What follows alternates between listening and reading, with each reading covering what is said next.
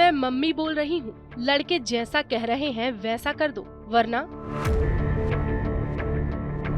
आवाज महिला की, लेकिन अंदाज डॉन वाला। इसी अंदाज और आवाज ने मुंबई के अंडरवर्ल्ड में कुछ साल तक खलबली मचा रखी थी। ये आवाज थी जुबैदा मुजावर उर्फ आशा गवली उर्फ दगड़ी चौल की मम्मी की। 2018 में मुंबई क्राइम ब्रांच में एक फोन कॉल ने हलचल बढ़ा दी थी, क्योंकि कई साल बाद किसी ने मुंबई के अंडरवर्ल्ड डॉन की तरह फोन पर रंगदारी मांगने के लिए धमकाया था। मुंबई पुलिस के मुताबिक वो कोई पुराना डॉन नहीं, बल्कि पुराने डॉन अरुण गवली उर्फ डैडी की पत्नी आशा गवली उर्फ मम्मी थी। दगड़ी चौल में इससे पहले अरुण गवली उर्फ डैडी की अघोषित सत्ता चलती थी, लेकिन मुंबई पुलिस के रिकॉर्ड में पहली बार दगड़ी चौल की मम्मी का मामला सामने आया था। ये सच्ची कहानी है जुबैदा मुजावर के आशा गवली बनने और आशा गवली के दगड़ी चौल की मम्मी बनने की।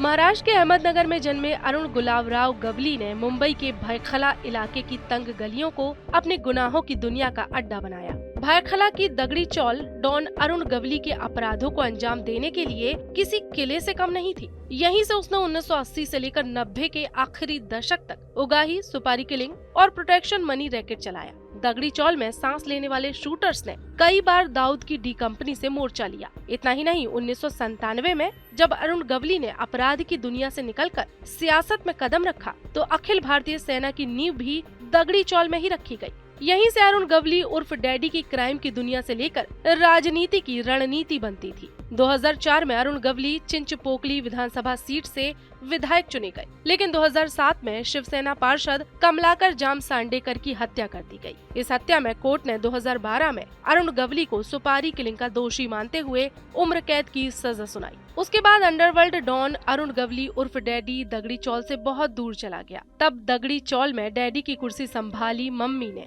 अरुण गवली को दगड़ी चौल का डैडी कहते थे, लिहाजा आशा गवली को यहाँ की मम्मी कहा जाने लगा। अब जुबैदा मुजावर उर्फ आशा गवली को दगड़ी चौल की मम्मी बनने के बाद उस नाम का रुतबा भी बरकरार रखना था। लिहाजा अपने पति अरुण गवली उर्फ डैडी के गैंग और पार्टी दोनों की कमान संभालते हुए आशा गवली ने लेडी डॉन वाले किरदार में अपना काम शुरू किया। आशा गवली ने 2004 में अपने पति के विधानसभा चुनाव के दौरान ही सार्वजनिक जीवन में खुद को ढालना शुरू कर दिया था। मुंबई पुलिस के मुताबिक साल 2018 में जब अरुण गवली जेल में था, उस समय पुणे पुलिस ने 2 शिकायत दर्ज की।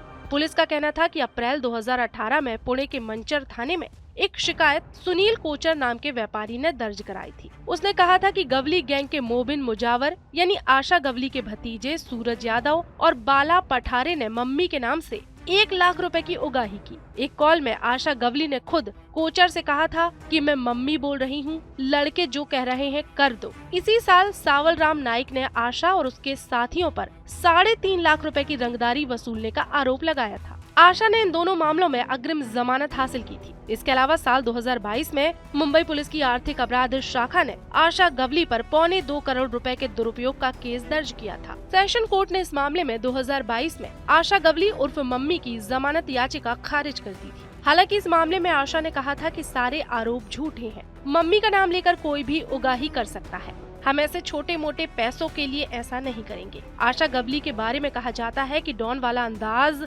उसे पसंद है। एक बार वो अपने पति अरुण गवली के साथ जेजुरी और कोल्हापुर की तीर्थ यात्रा पर 15 गुंडों के साथ गई थी। जब से अरुण गवली उम्र कैद की सजा में जेल गया था, तब से आशा गवली ने दगड़ी चौल में उसके पूरे गैंग और पार्टी दोनों की कमान संभाली। इतना ही नहीं, वो पुलिस की नजरों से बचने के लिए रणनीतियां बनाने में माहिर मानी जाती है। अरुण गवली उर्फ दगड़ी चौल के डॉन डैडी की पत्नी आशा गवली उर्फ डॉन मम्मी के 5 बच्चे हैं। 2 बेटे महेश और योगेश, 3 बेटियां गीता, योगिता और अस्मिता। बड़ी बेटी गीता गवली 3 बार बीएमसी की पार्षद रही है और चिंचपोकली विधानसभा क्षेत्र से अखिल भारतीय सेना की निगम पार्षद रह चुकी है। दूसरी बेटी योगिता गवली एक एनजीओ चलाती है। बेटे महेश गवली, योगेश गवली और तीसरी बेटी अस्मिता गवली पारिवारिक गतिविधियों में अक्सर नजर नहीं आते। 3 बड़े मुकदमों के साथ दगड़ी चौल की डॉन मम्मी आशा गवली ने करीब 1 दशक तक अपने पति के गैंग और पार्टी दोनों को संभाला। अब अरुण गवली की जमानत पर वापसी के बाद दगड़ी चौल की दुनिया पूरी तरह बदलने वाली है।